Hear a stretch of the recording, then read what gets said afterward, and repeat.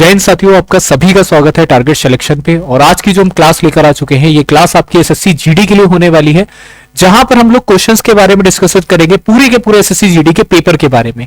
Class को ना देर करते हुए सीधा हम लोग अपने टॉपिक पे बढ़ते हैं। पहला जो हमारा पोर्शन रहने वाला है वो हमारा हिंदी का रहने वाला है। दूसरा हमारा जो पोर्शन रहने वाला है वो हमारा यहाँ पे जीके जीएस का रहने वाला है। उसके बाद में रीजनिंग और लास्ट में जाके आपकी मैथ होने वाली है। क्वेश्चन बहुत अच्छा है। पहला क्वेश्चन आपका कुछ इस प्रकार से कि वह डैश पूर्वक सबके सामने झुक गया, साग्रह, निग्रह, विनय या फिर सदैव। तो इस चीज को याद रखिएगा कि वो विनय पूर्वक यहां पर क्या हो जाता है, सबके सामने यहां पर झुक जाता है। ठीक है, अगले क्वेश्चन पे बढ़ते हैं। मुझे इस कार्यक्रम का डैश नहीं पहुंचा। खबर आप सभी लोग जानते हो कि खबर किसकी पहुंचती है, कोई भी घटना घटित हो जाती है तो कार्यक्रम का क्या पहुंचता है, तो सभी को पता होगा कि सर कार्यक्रम का जो है वो हमारा निमंत्रण पहुंचता है। तो बी ऑप्शन जो है वो हमारा यहां पे सही उत्तर हो जाएगा। अगला देखिए, यह एक डैश कथानक है, कैसा है, पुराणिक है, पौराणिक है, पौराणिक है या फिर पौराणिकीय है।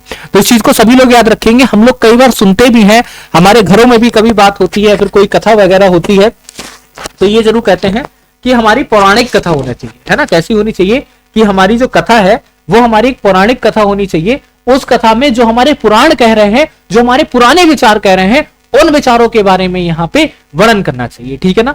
अगला क्वेश्चन देखते हैं, यहां पर क्या दिया गया है। आपको त्रुटि बताना है कि यहां पे कौन से वाले पार्ट में है। अब क्वेश्चन कुछ इस प्रकार से कि हवन के दौरान वेदांतों का जोर जोर से उच्चारण स्पष्ट शब्दों में बोलना चाहिए, इसमें त्रुटि है कि नहीं। तो देखो, यहां पे कोई ऐसा नहीं है कि त्रुटि है या नहीं है, बहुत ज्यादा आसान क्वेश्चन है। बेसिकली अगर हम लोग यहां पर बात करते हैं तो बोलने के स्थान पर क्या करना चाहिए कि हमें यहां पर करना चाहिए। ठीक है ना। बेसिकली अगर इस पूरे को आप पढ़ोगे तो वेदांतों का जोर जोर से उच्चारण स्पष्ट शब्दों में करना चाहिए, ना कि बोलना चाहिए। जब बात आपके स्पष्ट शब्दों की आ रही है तो सीधी सी बात है, आप यहां पर ये बोल रहे हो कि हम उस चीज को क्या कर रहे हैं, यहां पे डिस्क्राइब तो कर रहे हैं ना, लेकिन उसको बोलते हुए ना करते हुए हम उसको स्पष्ट शब्दों में कर रहे हैं डिस्क्राइब, है ना। उच्चारण मतलब या बोलना मतलब एक ही बात है। उच्चारण कर रहे हो तो बोल रहे हो तो उच्चारण कर रहे हो, तो सी वाले पार्ट में आपका क्या हो जाएगा, त्रुटि हो जाएगी। ठीक है। अगला क्वेश्चन देखेंगे हमारा क्या है कि पराडम्मुख का आपको बताना है उचित विकल्प का चयन करके कि यहां पे प्रस्तावित जो है वो आपका क्या होगा। पहला है सम्मुख, दूसरा है प्रतिमुख, तीसरा है उन्मुख और फिर डी वाला है आपका इनमें से कोई नहीं। तो यहां पर याद रखिएगा, पराडम्मुख का जो आपका सही अर्थ होगा वो आपका हो जाएगा उन्मुख हो जाएगा। ठीक है। अगले क्वेश्चन पे बढ़ते हैं कि वक्र का आपको बताना है कि यहां पे सही उत्तर क्या होगा। तो वक्र का जो सही उत्तर है वो हमारा यहां पर क्या हो जाएगा, सरल हो जाएगा। अगला प्रश्न देखिए कि यहां पर दे रखा है 4 विकल्प दिए गए, उचित विकल्प चुनना है कि निशा का जो उचित विकल्प है क्या है। भाई ये बात आपको सभी को पता है कि निशा यहां पर किसको बोला जाता है, रात को बोला जाता है। अगर आज यहां पे बात हो रही है, निशा का मतलब क्या है, रात है, और रात्रि का ही एक समानार्थी शब्द यहां पर क्या हो जाता है, तो रात्रि का ही समानार्थी शब्द आपका यहां पर रात भी हो जाता है, रात्रि यहां पर क्या हो जाती है, रात्रि भी हो जाती है। ठीक है। अगले क्वेश्चन पे बढ़ते हैं। अगला क्वेश्चन देखते हैं हम लोग, देखो क्या दिया गया है। दिवस का आपको बताना है। सीधी सी बात है कि सर ये जो दिवस दे रखा है इसका समानार्थी हमारा क्या हो जाता है, दिन हो जाता है। ठीक है। अगला देखिए, सुक्ति का सही संधि विच्छेद आपको बताना है कि हमारा यहां पर क्या हो जाएगा। ठीक है ना। चलिए क्वेश्चन पे बात करते हैं। सुक्ति का सही संधि विच्छेद हमको बताना है, तो सुक्ति का सही संधि विच्छेद क्या हो जाएगा, सु प्लस उक्ति जो है वो हमारा यहाँ पे सही आपका संधि विच्छेद होगा। ठीक है ना। सभी को पता होगा कि सर सु प्लस उक्ति जो है वो हमारा यहाँ पे सही संधि विच्छेद हो जाता है।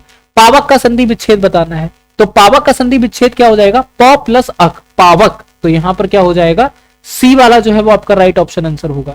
अगला देखेंगे, बदसतूर में उपसर्ग आपको बताना है क्या है। तो बदसगुर में अगर हम लोग उपसर्ग के बारे में बात करते हैं, मतलब शुरू के वर्ड के बारे में बोल रहे हैं, तो बा जो है वो आपका हमारा शुरू का वर्ड हो जाएगा। ठीक है। लंबोदर कौन सा समास है, लंबोदर के बारे में आपको बताना है कि लंबोदर जो है वो आपका कौन सा समास हो जाता है, तो लंबोदर जो है वो आपका बहुव्रीहि समास हो जाता है। अगला देखिए कि पंचवटी कौन सा समास है। पंचवटी के बारे में बात करते हैं तो पंचवटी जो है वो हमारा यहाँ पे द्विगु समास है। अगला देखेंगे कि आग का तत्सम जो है वो आपको बताना है क्या होता है, तो आग का तत्सम जो है वो आपका यहाँ पर क्या हो जाता है, कहेंगे सर सामने ही लिखा हुआ है, अच्छी जो है वो हमारा आग का तत्सम हो जाता है। अगला देखिए, राम बहुत तेज दौड़ता है में राम क्या है, विशेषण है, प्रविशेषण है, विशेषण है या फिर सर्वनाम है। तो सभी को पता होगा कि विशेष जो है वो यहाँ पर क्या हो जाता है, राम हो जाता है। ठीक है। अगला देखेंगे कि गड़े मुर्दे उखाड़ने मुहावरे का अर्थ क्या होता है। अगर कोई व्यक्ति है वो गड़े मुर्दे को उखाड़ रहा है तो इसका मतलब यहाँ पर क्या है कि पुरानी बातों पर वो क्या कर रहा है, प्रकाश डाल रहा है। अगला क्वेश्चन देखेंगे कि दिए गए 4 विकल्पों में शुद्ध वाक्य को आपको चुनना है और बताना है कि यहाँ पे हमारा सही उत्तर क्या होगा। रागनी अपने आप चली गई, रागनी खुद चली गई, रागनी अपने से ही चली गई, ठीक है, या फिर रागनी आपके आप चली गई। तो यहां पे आप लोग सही उत्तर क्या बोलोगे कि रागनी अपने आप चली गई, ठीक है ना। चलिए अगला देखेंगे, छछूंदर के सर पे चमेली का तेल, इसका आपको बताना है मुहावरे का सही अर्थ यहां पर क्या हो जाएगा। देखो बहुत अच्छा मुहावरा भी है और गाना भी शायद इसके ऊपर बना है कि छछूंदर के सर पे ना भाई चमेली, कहां राजा भोज कहां गंगू तेली, है ना। तो आयोग व्यक्ति को जब उत्तम पद मिल जाता है तो यही आपका यूज करा जाता है। शुद्ध वाक्य को चुनिए, मैंने आपसे प्रणाम किया था, मैंने आपको प्रणाम किया था, मैं आपको प्रणाम किया था, मैं आपको प्रणाम किया था। तो मैंने आपको यहां पे प्रणाम किया था, बी वाला आपका सही उत्तर होगा, ठीक है। चलिए इसके बाद में अगर हम लोग यहां पर देखते हैं तो जीके जीएस का सेशन आपका स्टार्ट हो जाता है। जीके जीएस के सेशन में देखिएगा कि यहां पर क्या क्या आपको दे रखा है। पहला क्वेश्चन आपके सामने यहां पर कुछ इस प्रकार से दिया गया है कि व्यक्तिक प्रयोज्य आय वह धन है जो घरेलू उपभोग और आयकर लेखांकन के बाद खर्च के लिए उपलब्ध होता है। देखो इतनी सी बात हम भी बहुत अच्छे से जानते हैं कि कोई भी जब आपकी आय निकाल दी जाती है, जब आपका उपभोग निकाल दिया जाता है, तो उसके बाद जो बचा हुआ धन होता है उसको हम लोग क्या बोलते हैं, तो उसको हम लोग बचत बोलते हैं। बोलते हैं कि नहीं बोलते हैं? बोलेंगे सर बिल्कुल सही बात है कि हमने यहाँ पे आय निकाल दी, उपभोग निकाल दिया, बचा हुआ जो आपका धन बचा उसको हमारा बचत बोला जाता है। तो यही हमारा यहाँ पे सही उत्तर भी हो जाएगा। अगला है सौर परिवार का सबसे बड़ा ग्रह आपको बताना है क्या है। तो सभी को पता होगा कि सर सौर परिवार का जो सबसे बड़ा ग्रह है वो हमारा क्या हो जाता है, बृहस्पति हो जाता है ना, नो डाउट। इसके बाद अगर हम लोग सौर परिवार को थोड़ा सा जान भी लेते हैं, क्वेश्चन आया तो उसको थोड़ा सा समझ भी लेते हैं, तो सौर परिवार का सबसे बड़ा ग्रह आप लोग जानते हैं बृहस्पति है। और कल को अगर आपसे पूछा जाए सबसे ज्यादा गुरुत्वाकर्षण किसका है, ठीक है ना, ये भी अगर आपसे पूछा जाता है कि सबसे ज्यादा जो गुरुत्वाकर्षण है वो यहाँ पर किसका हो जाता है, तो ये याद रखिएगा गुरुत्वाकर्षण जो है वो भी यहाँ पर किसका हो जाता है, बृहस्पति का सबसे ज्यादा हो जाता है, ठीक है ना। गुरुत्वाकर्षण को हम लोग ग्रेविटेशनल फोर्स भी कहते हैं, तो इसको भी आप लोग यहाँ पर याद रखेंगे। अगला क्वेश्चन देखेंगे, नेशनल स्कूल ऑफ ड्रामा निम्नलिखित में से किस शहर में स्थित है। सभी को बहुत अच्छे से पता होगा कि sir national school of drama जो है ये हमारा क्या हो जाता है, तो ये एक हमारी तरीके की नाटक की अकेडमी है, ठीक है। इस चीज को यहाँ पर याद रखिएगा कि क्या हो जाती है, नाटक अकेडमी हो जाती है। कहेंगे बिल्कुल ठीक है सर, ये हमारी क्या हो जाती है, नाटक अकेडमी हो जाती है। दूसरी चीज यहाँ पे बहुत से बच्चे गलती कर सकते हैं मुंबई टिक लगा के, लेकिन बिल्कुल ही गलत है। पहली बात यहाँ पर याद रखो कि सर नाटक अकेडमी है। दूसरी चीज हमारा यहाँ पर 1959 में स्टार्ट हुआ था। तीसरी चीज ये है कहां पर, तो तीसरी चीज ये हमारा हो जाता है न्यू दिल्ली के अंदर। देखो यही हमारा यहाँ पर क्या हो जाएगा, इसका सही उत्तर हो जाएगा, ठीक है। अगला क्वेश्चन देखते हैं हमारा क्या है कि हमारा राष्ट्रगान पहली बार कब और कहां गाया गया था।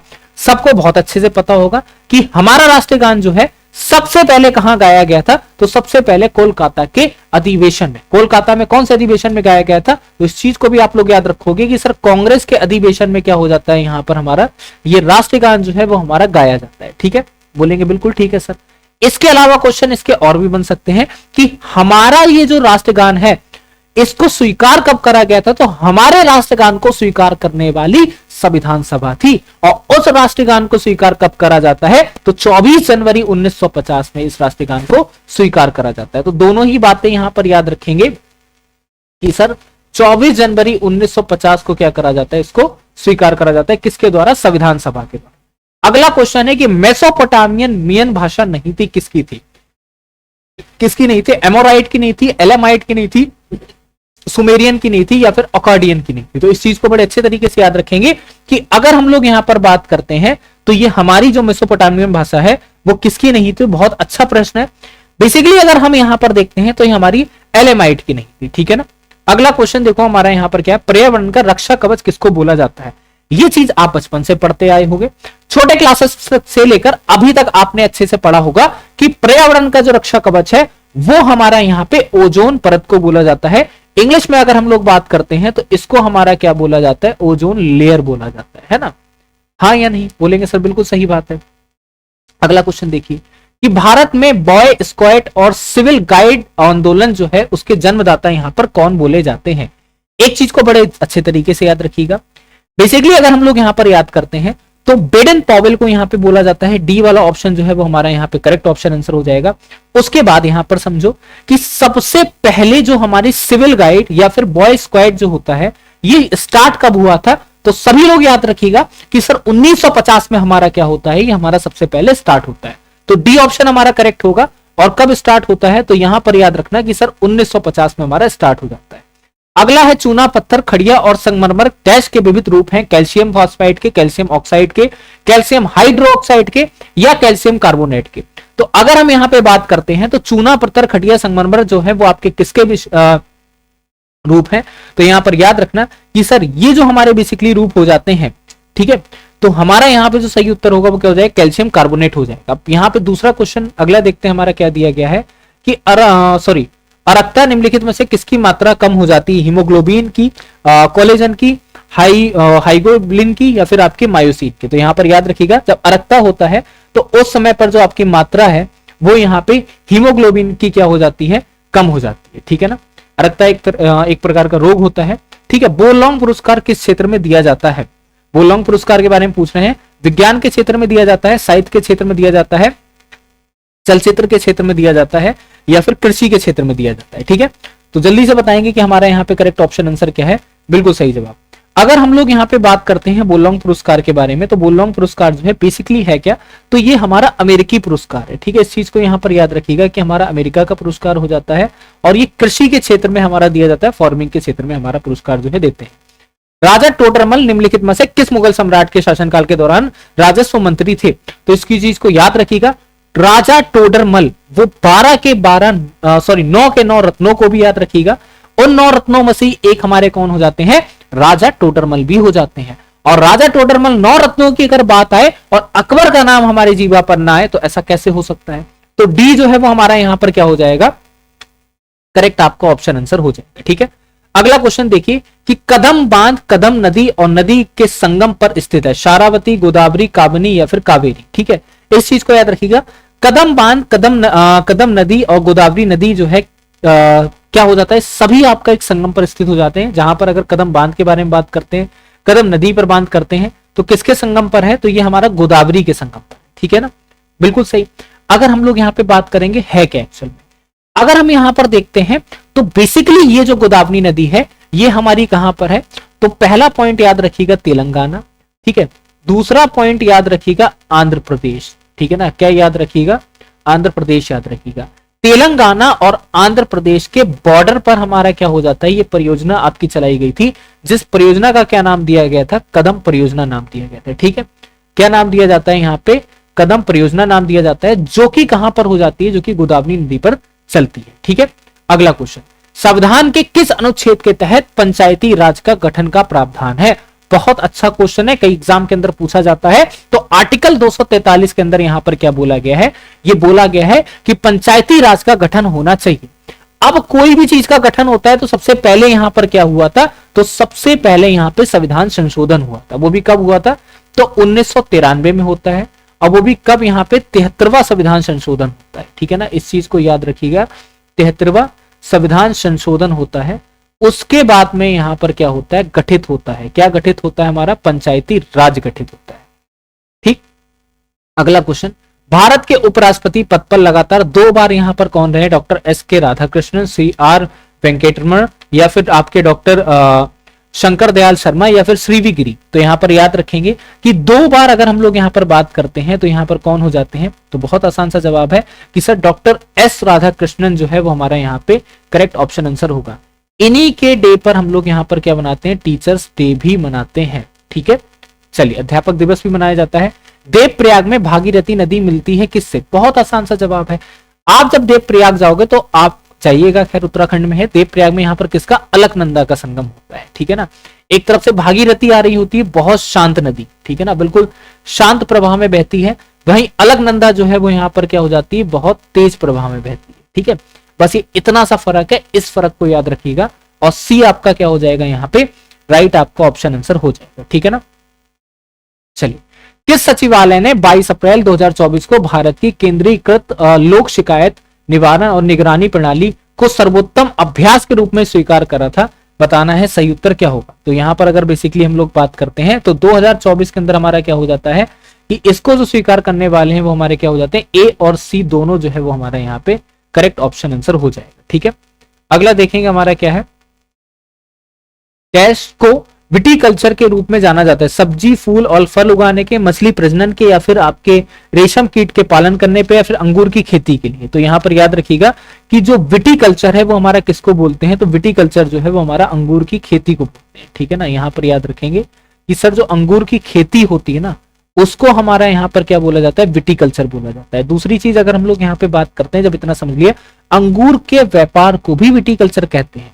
ठीक है, इसी के अलावा अगर मछली प्रजनन के बारे में है तो इसको पिसीकल्चर बोला जाता है। ठीक है ना, थोड़ा थोड़ा सा बेसिक भी जान लो इनका कि पिसीकल्चर हमारा क्या हो जाता है, मछली के व्यापार को बोला जाता है। रेशम का जो कीट है, ठीक है, यहां पर याद रखिएगा, हाँ ठीक है, रेशम के कीट को आपका सेरिकल्वर बोलते हैं। ठीक है, इस चीज को याद रखिएगा कि सेरिकल्वर जो है वो हमारा किसको बोलते हैं, रेशम के कीट वाले को बोलते हैं। तो इतना याद रखेंगे। बाकी सब्जी फूल वगैरह जो है इसको आपका ऑर्लिकल्चर या फिर फ्लोरिकल्चर या फिर हॉर्टिकल्चर भी बोला जाता है। ठीक है, चलिए, भारतीय संविधान में लोकसभा और राज्यसभा के सदस्यों की अधिकतम संख्या कितनी निर्धारित की गई है, 500, 250, 525। देखो बहुत अच्छी बात है, सभी को पता होगा लोकसभा राज्यसभा क्या है। ठीक है, अपर हाउस लोअर हाउस दोनों के बारे में आप बहुत अच्छे से जानते होंगे। सदस्यों की संख्या कितनी डिसाइड करी गई है, तो बहुत अच्छा जवाब अगर हम लोग यहाँ पे देखते हैं तो लोकसभा की जो यहाँ पे सदस्यों की संख्या है वो हमारी कितनी हो जाती है, 545 हो जाती है। ठीक है, और यहीं पे राज्यसभा के सदस्यों की संख्या के बारे में बात करते हैं तो 250 जो है राज्यसभा के सदस्यों की संख्या हो जाती है। ठीक है, लोकसभा बिल के मामले में यहाँ पर हो जाता है, स्टेट के मामलों पे यहाँ पे उत्तरदायी क्या हो जाता है, स्टेट में फैसलों में यहाँ पे राज्यसभा हो जाता है। तो बिल्कुल सही, 250 और 545। ठीक है ना, डी वाला ऑप्शन आंसर आपका करेक्ट हो जाएगा। अगला देखिए, निम्नलिखित में से किस प्रकार की बेरोजगारी भारतीय कृषि के में सामान्य है। ठीक है, एक मिनट, तो किस तरह की बेरोजगारी जो है भारतीय कृषि के अंदर आपकी समान कही जाती है, अस्थायी, संरचनात्मक, या फिर आपका प्रच्छन्न, या फिर आपकी चक्रीय। तो अगर हम लोग यहाँ पर बात करते हैं तो किस तरह की बेरोजगारी को आपका बोला जाता है, तो प्रच्छन्न बेरोजगारी को। ठीक है ना, सी वाला आपका करेक्ट ऑप्शन आंसर हो जाएगा। अगला देखिए, टीम केरल ब्लास्टर जो है निम्नलिखित में से किससे संबंधित है। तो केरल ब्लास्टर के बारे में अगर हम लोग यहाँ पे बात करते हैं तो किससे आपकी संबंधित हो जाती है, इस चीज को सभी लोग यहाँ पे याद रखेंगे। कबड्डी हो जाएगा, क्रिकेट हो जाएगा, बैडमिंटन हो जाएगा, या फिर आपका फुटबॉल हो जाएगा। ठीक है, तो बेसिकली अगर हम लोग यहाँ पे बात करते हैं तो फुटबॉल से हमारी क्या हो जाती है, केरल ब्लास्टर का रिलेशन हो जाता है। ठीक है, अब आ जाते हैं हम लोग अपने रीजनिंग के पोर्शन पे। रीजनिंग के पोर्शन पे क्वेश्चंस को देखते हैं। ठीक है, तो कोई ऐसा नहीं है कि बहुत भयानक क्वेश्चन है। पहला क्वेश्चन आपके सामने है, 14, 15, 24, 49, 98, 179, इनके बीच का डिफरेंस बताना है। देखो, इस तरह के क्वेश्चंस अगर आपके एग्जाम के अंदर आते हैं तो वेल एंड गुड और बहुत अच्छे क्वेश्चन है। इनके बीच का गैप देखना और कुछ भी मत देखना। अगर 14 से 15 के बीच का गैप देखोगे तो क्या गैप आ रहा है, तो बोलेंगे सर 1 का गैप आ रहा है ना। 15 से 24 तक जाओगे कितने का गैप आ रहा है, तो बोलेंगे सर 15 से 24 तक जाने में हमें 9 का गैप मिल रहा है कि नहीं मिल रहा है, कहेंगे सर बिल्कुल हमें यहाँ पर क्या मिल रहा है, 9 का गैप मिल रहा है। और 24 से 49 तक जाने में हमें कितना गैप मिल रहा है, तो 24 से 49 तक जाने में हमें जो है यहाँ पे 25 का गैप मिल रहा है। ठीक, बोलेंगे बिल्कुल सर ठीक है। इसके बाद देखो भाई 49 से 98 तक जाने में कितना गैप आ रहा है, तो बोलेंगे सर +49 करना पड़ रहा है, तब हमारा 98 आ रहा है ना। उसके बाद अगर हम लोग यहां पर देखते हैं तो 98 से 179 तक जाने में क्या हो रहा है, हमारा यहाँ पे प्लस का 81 हो रहा है। ठीक, इसके बाद हमारे पास क्या आ जाएगा, क्वेश्चन मार्क ये रहेगा। भाई साहब एक चीज को बड़े ध्यान से देखो, अगर मैं 1 का स्क्वायर करता हूं तो मुझे कितना मिलता है, कि सर 1 का स्क्वायर करने पर 1 ही मिलता है। 9 हमें कम मिलता है, 3 का स्क्वायर करने पर हमें 9 मिलता है। अगर हम लोग यहां पर देखते हैं तो 5 का स्क्वायर करने पर हमें 25 मिलता है, और 7 का स्क्वायर करने पर हमें यहाँ पे 49 मिलता है। उसी के अलावा 9 का स्क्वायर कर देंगे तो 81। तो जाहिर सी बात है 1 के बाद 3, 5, 7, 9, तो 11 का ही तो स्क्वायर होगा। 11 का स्क्वायर कितना होता है, 121 होता है। और 121 को यहाँ पे जोड़ दोगे 179 में, कितना हो जाएगा, तो आंख बंद करके बोल दोगे सर 300 जो है वो हमारा यहाँ पे सही उत्तर होगा। ठीक है, अगला देखो, XDH VGL TJL RMN question mark के प्लेस पे बताना है कि हमारा सही उत्तर क्या होगा। बहुत आसान है, कुल मिला के हमें गैप देखना और कुछ भी नहीं करना है। इस क्वेश्चन को सॉल्व करने का तरीका ही बहुत इजी है। अगर आप इसको ऑप्शन से लगाने बैठोगे तब और आसान हो जाता है। आप यहां पे x और h के बीच में डिफरेंस मत देखना। ऑप्शन में अगर आप देखोगे तो x का डिफरेंस देखने लिख लोगे तो q वाले 2 ऑप्शन हैं। अगर आप h से लास्ट वाले से अगर आप यहां पे ऑप्शन फाइंड आउट करने बैठोगे तब भी आपके pb के 2 ऑप्शन हैं। बिल्कुल नहीं चक्कर में पड़ना है। बीच वाले को देखो, ओ है, पी है, एन है, एल है ना, कहीं पर भी हमें चारों के चारों डिफरेंट दिख रहे हैं। तो हमने देखा कि भाई साहब पहले हम एक्स से जी तक गए कि एक्स से सॉरी डी से जी तक का जो गैप है वो कितना है, बोलेंगे सर प्लस का 3 हो रहा है ना, ठीक है। जी से जे तक गए तो कितना हो रहा है, तो बोलेंगे सर फिर से प्लस का हमारा 3 हो रहा है, चलिए ठीक है। जे से फिर से एम तक गए तो क्या हो रहा है, प्लस का 3 हो रहा है, तो एम से भी तो हम लोग प्लस 3 कर देंगे ना, करेंगे कि नहीं करेंगे, बोलेंगे बिल्कुल करेंगे। एम से जैसे ही प्लस 3 करोगे तो हमारा पी आ जाएगा, और पी हमारे किस ऑप्शन में, बी वाले में। बस यही कुल मिला के आपका करेक्ट ऑप्शन आंसर होगा। कोई भी एग्जाम के अंदर समय बचाना ही सबसे बेस्ट तरीका है। उन्हीं तरीकों को जानो कि आप समय बचा कैसे सकते हो। नो डाउट आप सभी क्वेश्चंस को बहुत इजीली कर सकते हो, बहुत आसानी से कर सकते हो, लेकिन आसान तरीका समझो कि कितनी आसानी से क्वेश्चंस आपके हो सकते हैं। जैसे यहां पर आपको एक क्वेश्चन ये दे रखा है कि अंग्रेजी शब्दकोश के हिसाब से इसको लगाना है, बहुत आसान है। हमने सब में देखा कि सर 5 हमारा कॉमन है, तो मतलब ये है कि 5 वाला ये जो ऑप्शन है वो हमारा क्या हो जाएगा, फर्स्ट प्लेस पर हो जाएगा। इसको हमने लिख भी दिया, ठीक। उसके बाद हमने देखा इसमें कॉमन क्या दिख रहा है, कॉमन ही तो देखेंगे भाई।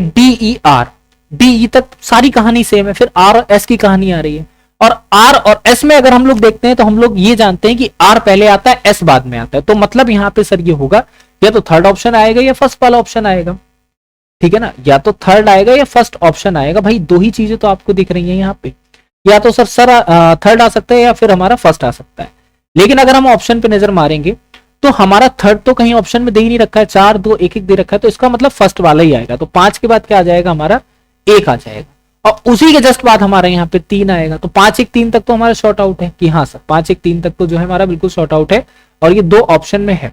उसके बाद देखो हमारा यहाँ पर क्या आ जाएगा, उसके बाद में हमने देखा कि सर एस वाला आएगा, और एस वाले में भी कौन सा आएगा, तो आई बाद में आता है, सी पहले आता है, तो मतलब 4 आ जाएगा। तो मतलब हमारा यहाँ पे सी वाला ऑप्शन जो है करेक्ट हो जाएगा। इस पे टिक लगा के आगे बढ़ जाएंगे, ठीक। कुछ लिखना नहीं है, कुछ उतारना नहीं है, बस दिमाग से खेलना है कि हाँ ये इसका तरीका है, इससे हम इसको फाइंड आउट कर सकते हैं, ठीक है। अगला क्वेश्चन देखो यहाँ पे BJNTCIOSDHPV, उसके बाद बताना है कि हमारा करेक्ट ऑप्शन आंसर क्या होगा। बहुत आसान है, चीजों को तोड़ना मड़ोड़ना झेलना पेलना कुछ नहीं है।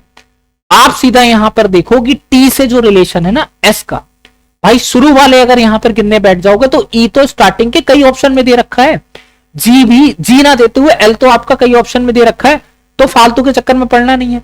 सिर्फ और सिर्फ यहां पे टी से एस तक का सफर देखना है कितना है। टी से एस में अगर हम लोग देखते हैं तो क्या होता है, माइनस का 1 होता है भाई साहब, है ना।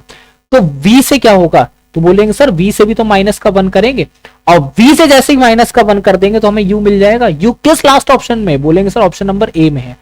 आप पूरा सॉल्व करके देख लो कितना समय लगता है, इस तरीके से सॉल्व करके देख लो कितना समय लगता है। ऑप्शन यही होना है, बस तरीके अलग अलग हो सकते हैं, और यही हमारा यहां पर क्या हो जाएगा, सही उत्तर हमारा हो जाएगा, ठीक है। चलिए अगला क्वेश्चन देखते हैं हमारा यहां पर क्या दिया गया। दिए गए विकल्पों में हमें लुप्त संख्या बतानी है कि यहां पर क्या होगी। 5 4 3 6 5 4 7 6 5 23 14 क्वेश्चन मार्क। उस क्वेश्चन मार्क के प्लेस पे बता दो कि हमारा जो सही उत्तर है वो क्या हो सकता है। बड़ा आसान है कि सर 5 छक्का 30 और माइनस अगर 7 कर दे, भाई सीधी सी बात है कि अगर 5 जमा 6 माइनस का 7 करते हैं तो हमारा क्या आता है, 23 आता है। आता है कि नहीं आता, बोलेंगे सर बिल्कुल आता है। तो 4 पंजे हमारा हो जाएगा 20, और माइनस का 6 कर देंगे तो हमारा क्या हो जाएगा, 14 हो जाएगा। तो 3 चौका हमारा कितना हो जाएगा, 12, माइनस का हो जाएगा 5, तो हमारे पास यहां पर क्या नंबर निकल के आ जाएगा, तो यहां पर आ जाएगा 7, ठीक है। सी वाला ऑप्शन आंसर हमारा यहां पर क्या होगा, सही ऑप्शन आंसर होगा, ठीक है ना। क्लियर हो गया सभी। चलिए अगला क्वेश्चन देखते हैं हमारा यहां पर क्या दिया गया। प्रश्न आकृति आपके सामने, उत्तर आकृति आपको बतानी है। देखो इन क्वेश्चन का सीधा सा एक जवाब होता है, और इसमें तो दिमाग लगाने की कोई इतनी नीड है भी नहीं। इसका सिंपल सा पता है क्या अर्थ होता है कि अगर मान लो आपसे प्रश्न आकृति दे रखी, उसकी मिरर इमेज पूछी जाती है। एक मेथड समझो, अगर इनमें जो चीज लेफ्ट है वो उठ के राइट चली जाएगी, पूरा क्वेश्चन वही खत्म हो जाएगा, उसके बाद क्वेश्चन सॉल्व करने की कोई नीड नहीं। अगर इस चीज को हम यहां पर देख रहे हैं तो इसका फेस इधर की तरफ क्या हो जाएगा, खुल जाएगा जाके, और इधर की तरफ फेस किसका खुल रहा है, तो बोलेंगे डी वाले ऑप्शन का हमारा सीधा सीधा हमारा जो है यहां पे आंसर हो जाता है। बस कोई दूसरा आंसर यहां पर है ही नहीं, ठीक है। अगला क्वेश्चन देखिए क्या है। अब आपको बताना है यहां पे कौन सी पूर्ण करेगी। भाई साहब अगर आप इस आकृति को देख रहे हो ना, तो ये आकृति का फेस यहां पर ऐसे हो जाएगा और ये यहां पर ऐसे हो जाएगा, बस और कुछ भी नहीं। और एक जो है वो इस तरीके से यहां पर इनको निकल जाएगी रेखा। तो सिर्फ और सिर्फ हमारा यहां पे जो है कौन सा डी हमारा फिर से करेक्ट ऑप्शन आंसर हो जाता है। ठीक है, चलिए अब देखेंगे यहां पे कि क्वेश्चन देखो क्या है। क्वेश्चन इस प्रकार से है, कथन है सभी के सभी कीड़े जो हैं वो आपके क्या दे रखे हैं, सर्प दे रखे हैं। बहुत आसान है कि सर ये हमारे क्या हो जाते हैं, कीड़े हो जाते हैं, और ये सभी के सभी कीड़े जो हैं सर्प है। ठीक, सभी सर्प जो हैं ये हमारा क्या हो जाता है, कीड़ा हो जाता है यहाँ पे ऑप्शन। ठीक है ना, और ये हमारा क्या हो जाता है यहाँ पे सर्प हो जाता है। सभी कीड़े यहाँ पे क्या है, सर्प है ना, ये वाला ऑप्शन। अब इसके बाद देखो सभी सर्प यहाँ पर क्या है, कछुए हैं। ये हमारा यहाँ पर क्या हो जाता है, ये हमारा कछुए हो जाता है। ठीक है, क्या हो जाता है, हमारा कछुए हो जाता है। अब देखो सभी कछुए क्या कीड़े हैं, ये सभी के सभी कछुए क्या ये आपको कीड़े दे रखे हैं, तो आप बोलोगे सर बिल्कुल भी नहीं। यहाँ पे पहला निष्कर्ष जो है वो सत्य नहीं है। ठीक है, सभी कीड़े जो हैं वो क्या आपके कछुए हैं, ये जो सभी के सभी यहाँ पे कीड़े कछुए बिल्कुल हैं। तो हमारा केवल और केवल दूसरा वाला निष्कर्ष जो है वो हमारा क्या है, यहाँ पे सत्य है, बाकी असत्य है। ठीक, अगला क्वेश्चन देखेंगे हमारा यहाँ पर क्या दिया गया। अब देखो प्रश्न आकृति ये है, अब आपको बताना है ये प्रश्न आकृति किस उत्तर आकृति में छिपी है और इससे क्या बन सकता है। ठीक, चलिए तो यहां पर अगर बेसिकली हम लोग देखेंगे तो ये वाला टुकड़ा देखो यहां पे बन रहा है, बोलेंगे सर बिल्कुल ये वाला टुकड़ा हमने यहां मान लिया। ठीक, ये वाले टुकड़े को हम लोग यहां पर मान लेते हैं, कहेंगे सर बिल्कुल हमारा क्या हो जा रहा है, ये यहां पर एक टुकड़ा बन रहा है, सॉरी ये वाला टुकड़ा रहा ये इस तरीके से मोड़।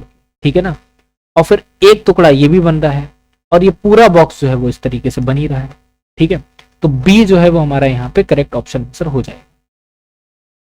चलो, किलोग्राम को किसी कोड लैंग्वेज में इन्होंने कुछ इस तरीके से लिख दिया है। अब वो आपके सामने लिखी हुई है, इसको पढ़ भी नहीं पाएंगे, ऐसी भयानक कोड लैंग्वेज लिखी है। एयरक्राफ्ट आपसे पूछा जा रहा है कि क्या लिखे, कुछ नहीं करना है। हमने पहले वाले ऑप्शन पे नजर मारी, हमने देखा S B Z S, S तो दो जगह आ गया तो हम क्यों टाइम वेस्ट करें। हमने देखा लास्ट में क्यू बी एच जेड, तो ये तो डिफरेंट है बिल्कुल, है ना। अब अगर हम यहाँ पे देखते हैं, ये हो गया हमारा क्या हो गया, किलोग्राम हो गया। बहुत आसान सा प्रश्न है, ये हमारा क्या हो जाता है, किलोग्राम हो जाता है।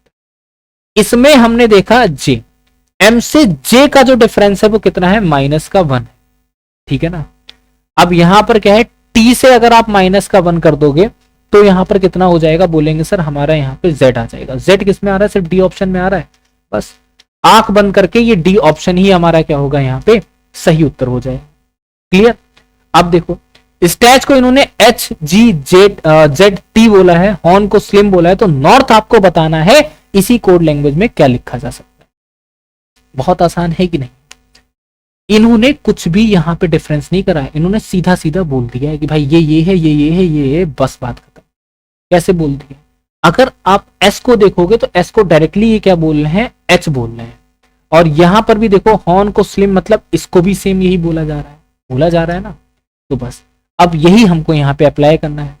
एन को अगर हम देखेंगे कि यहाँ पे एन को क्या बोला जा रहा है, तो एन को हमारा यहाँ पे एम बोला जा रहा है, तो मतलब एम तो हमारा है ही।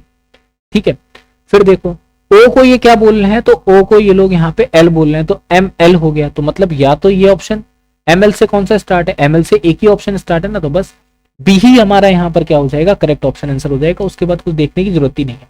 मैं फिर बता रहा हूं, टाइम को बचाना ही आपके लिए जरूरी है एग्जाम के अंदर, ताकि आप बाकी क्वेश्चंस पे ध्यान दे रखो। नेफ्रोलॉजिस्ट का गुर्दे से वही संबंध है जो कार्डियोलॉजिस्ट का है। देखो बहुत आसान है, नेफ्रोलॉजिस्ट जो है गुर्दे के डॉक्टर को कहते हैं, कार्डियोलॉजिस्ट जो है वो आपके हृदय के डॉक्टर को बोला जाता है ना। चलिए अगला क्वेश्चन देखिए। अब डिफरेंट आपको बताना है यहाँ पर क्या है। 42 से 28 के बीच में डिफरेंस देखो भाई। 42 से अगर माइनस का 14 करते हैं, ठीक है ना, क्या करते हैं, माइनस का 14 करते हैं। 28 से अगर हम लोग यहाँ पर क्या करते हैं, माइनस का 14 करते हैं। 30 से अगर हम लोग यहाँ पर देखते हैं तो क्या करते हैं, माइनस का 6 कर देते हैं। तो मतलब हमारा यहाँ पे सी जो है वो आपका करेक्ट ऑप्शन आंसर हो जाएगा। ठीक है, क्लियर हो गया, इतना हो गया। अब आ जाते हैं हम लोग यहाँ पे किस पे, मैथ के पोर्शन पे। तो मैथ का पोर्शन बड़ा ही बच्चों को भयानक लगता है, बड़ा ही मतलब ऐसा लगता है कि पता नहीं क्या है, कैसे होगा, कैसे नहीं सॉल्व होगा, ये बड़ी दिक्कतें रहती है ना। कोई बात नहीं, मैथ के पोर्शन को भी एक बहुत अच्छा सा आसान तरीका बताते हैं आपको लगाने का, कि किस तरीके से आप लगा सकते हो। क्वेश्चन को बड़े ध्यान से पढ़ना। जब एक विशेष संख्या 7, 9, 11, 15 में से घटाई जाती, वो संख्या हमें नहीं पता है, मान लेते वो संख्या क्या x हो रही है, तो जो परिणाम आएगा संख्याओं का वो समानुपात आना चाहिए। घटाई जाने वाली संख्या आपको बतानी है क्या है। समानुपात का मतलब सभी लोग जानते हैं, ठीक है, जिसके अनुपात समान हो, सिंपल सी बात है, वही समानुपात होता है। अगर 7 में से 1 घटाते हैं 6, और 6 में से अगर हमारे पास मान लो यहां पर 6 आ जाता है, यहां पर 8 आ जाता है, तो क्या समान अनुपात आ रहा है? 2 3 6, 2 चौका 8 नहीं आ रहा है ना, 3 और 4 आ रहा है, तो इसका समान अनुपात का तो कोई मतलब नहीं बनता। तो सर पहली संख्या तो हमारी नहीं हो सकती है, ठीक है। चलो दूसरी वाली देखो, 7 में से 2 को घटा दो तो मतलब हमारा हो गया 5, यहां पर आ जाएगा 7। सर ये भी हमारी अगर समानुपात में देख रहे हैं तो नहीं हो रही है संख्या, कहीं से भी आपको समानुपात लग रहा है? नहीं लग रहा है, ठीक है। तीसरी संख्या हम लोग देखते हैं, 7 में से घटा देते हैं 4, और यहां पर हो गया 6, यहां पर हो गया 8, यहां पर हो गया 12। अब इसका समानुपात देखो, 2 दूनी 4, 2 3 6, ठीक है, 4 दूनी 8, 4 3 12, तो क्या हो गया 2:3, समानुपात 2:3। तो मतलब आंसर हमारा क्या हो जाएगा, सी जो है वो आपका करेक्ट ऑप्शन आंसर होगा। बस सॉल्व हो गया। इसके बाद ना आपको कुछ करना है ना इसके बाहर जाना है, आपको जाना है ना। तो क्वेश्चन सॉल्व करने के तरीके देखो कि हाँ समानुपात का मतलब जानते हैं, समानुपात के चिन्ह का मतलब जानते हैं, बस उठाया क्वेश्चन सॉल्व, ठीक। कितना अच्छा क्वेश्चन है कि क्रिकेट के खिलाड़ी के द्वारा 13वीं पारी में 96 रन बनाने से उसका पहले का औसत 3 रन बढ़ जाता है, तो उसका नए रन का औसत बताना है आपको क्या होगा। एक क्रिकेट का खिलाड़ी है, 13वीं पारी में 96 रन बनाए हैं उसने, 13वीं पारी में, जब वो 13वीं बार खेलने आया उसने 96 रन बनाए हैं, वे उसका पहले से जो एवरेज है 3 रन बढ़ गया, तो उसका नया रन का औसत बताना है क्या है। तो कुल मिला के अगर हम लोग देखते हैं 13वीं पारी में उसने कितने बढ़ाए, तो प्रारंभिक रनों का जो औसत रहा है स्टार्टिंग का, वो हमने कितना मानते हैं, एक्स रहा है, हमें नहीं पता कितना है, ठीक है। तो 12 पारियों में जो उसका औसत था वो कितना था, 12x प्लस हमारा 96 अपॉन हमारा कितना हो जाएगा 3, यही तो होगा। तो हमारे पास यहां पर क्या बचेगा, बराबर में हमारे पास आ जाएगा x बराबर, ठीक है ना, सॉरी प्लस में हमारा क्या रहेगा, x प्लस 3, ठीक है ना।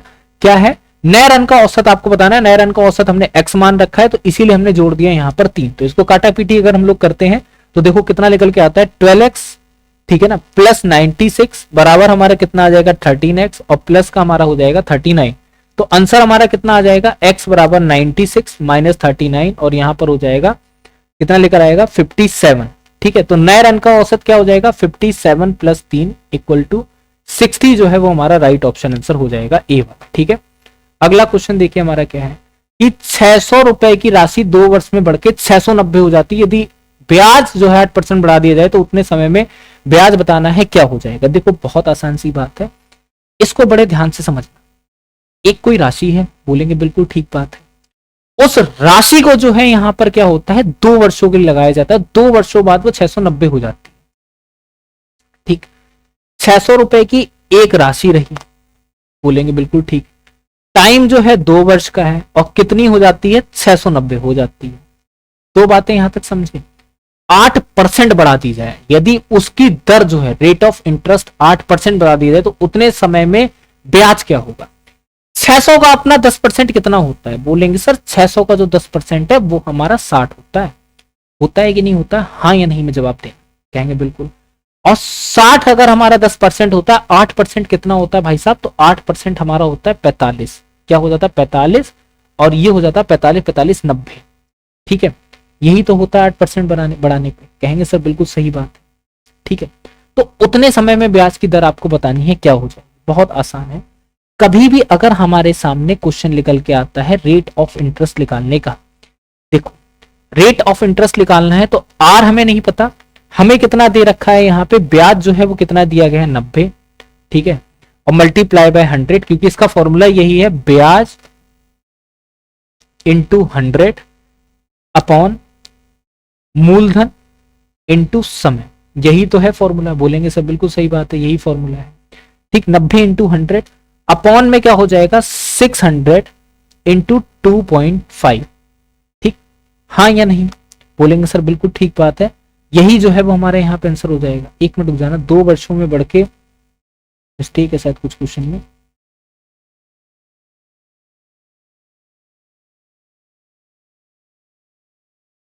अच्छा सॉरी, ठीक है, 2 सहित 1/2 हो जाएगा, ठीक है, 2.5 वर्षों में बढ़ के, तो 2.5 हमारा यहाँ पर हो जाएगा, ठीक है ना।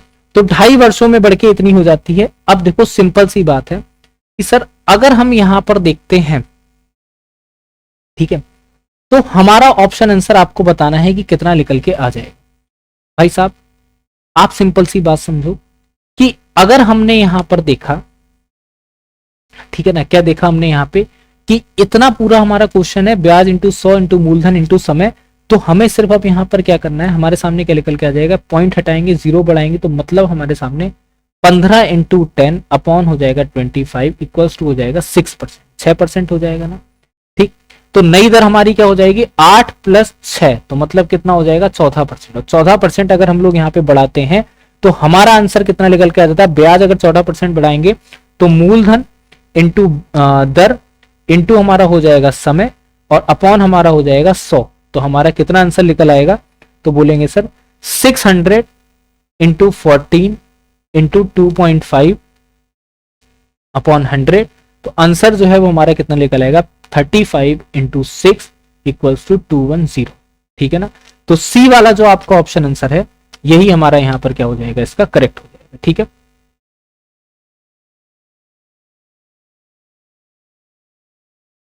चलिए 12% के डिस्काउंट देने के बाद विक्रेता को 10% का लाभ होता है, अगर वह कोई छूट नहीं देता है तो उसे कितने प्रतिशत का लाभ होगा।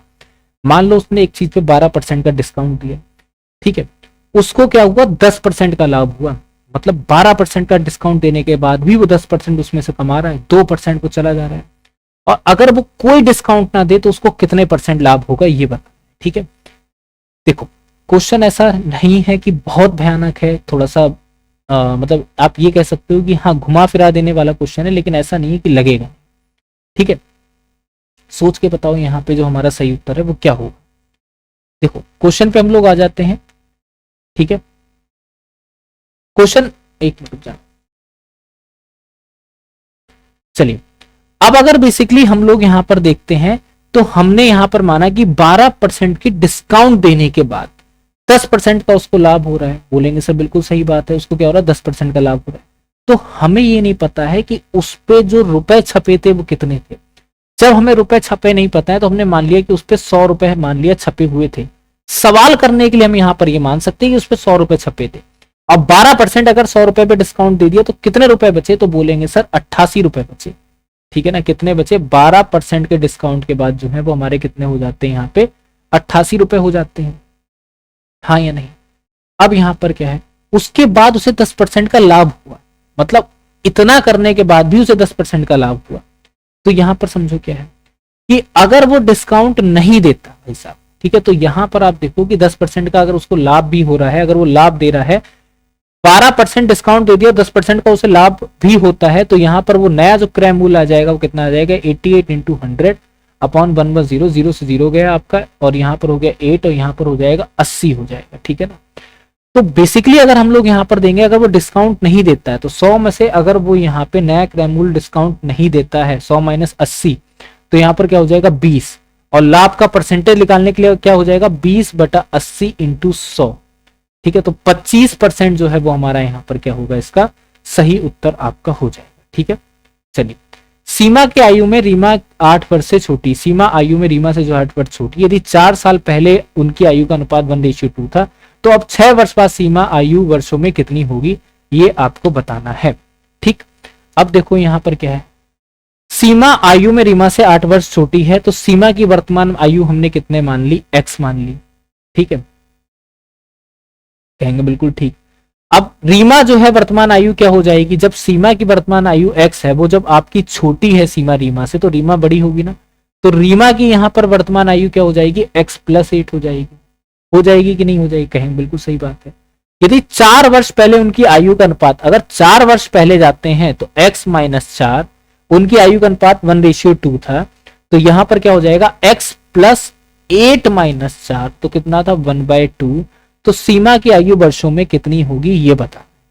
ठीक, क्रॉस मल्टीप्लाई करेंगे, तो क्रॉस मल्टीप्लाई करने पे 2x माइनस हमारा हो जाएगा 8 और x प्लस हमारा हो जाएगा 4। भाई 4 बचा ना, यहाँ पे x+4 हो गया, 8 में 4 गए, तो यहाँ पे x वाले एक तरफ लिख लोगे, तो कितना हमारे पास हो जाएगा x बराबर हो जाएगा 12। तो हमें क्या बताने, सीमा की आयु बतानी है। सीमा की आयु थी कितनी, यहाँ पर x थी, तो सिंपल सी बात है कि सर सीमा की आयु यहाँ पर एक्स थी और 6 वर्ष बाद बतानी है।